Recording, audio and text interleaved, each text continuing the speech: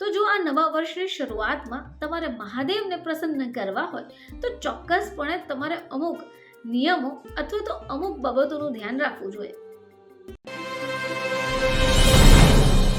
નમસ્કાર દર્શક મિત્રો, ખબર છે .com પરથી હું દ્રષ્ટિ આપ સૌનું સ્વાગત કરું છું. મિત્રો, મહાદેવને ભોળાદેવ કહેવાય છે. તો જો આ નવા વર્ષની શરૂઆતમાં તમારે મહાદેવને પ્રસન્ન કરવા હોય તો ચોક્કસપણે તમારે અમુક નિયમો અથવા તો અમુક બાબતોનું ધ્યાન રાખવું જોઈએ.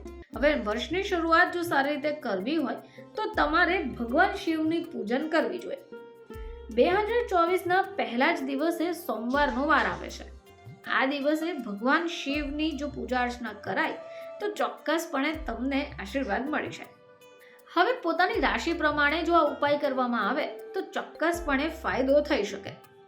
2024ના પ્રથમ દિવસે બધા લોકો જો રાશિ મુજબ વસ્તુઓના દાન કરે તો ચોક્કસપણે એના ફાયદા થાય. તો સૌથી પહેલા વાત કરીએ આપણે મેષ રાશિની.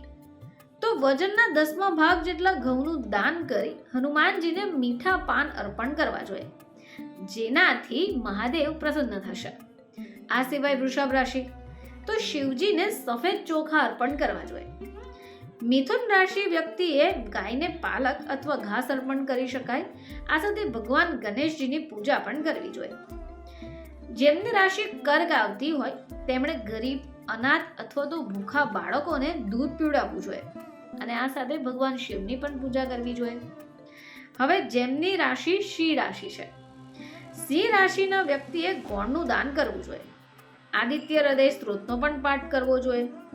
હવે જેમની રાશિ કન્યા છે તેમણે ગાય માતાને ઘાસ અર્પણ કરવું જોઈએ અને પીઠ ઉપર 3 વાર હાથ ફેરવવો જોઈએ.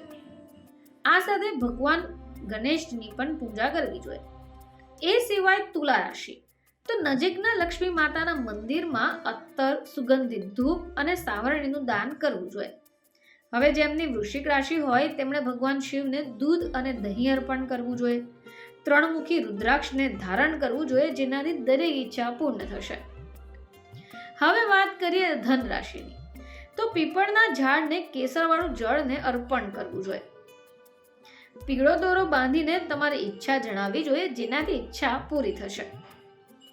એ સિવાય મકર રાશિ, તો 7 સદીના છેલ્લા તબક્કામાંથી રાહત મેળવવા ભગવાન શિવને કાળા તલવાળું જળ અર્પણ કરવું જોઈએ અને 7 મુખી રુદ્રાક્ષને ધારણ કરવું જોઈએ.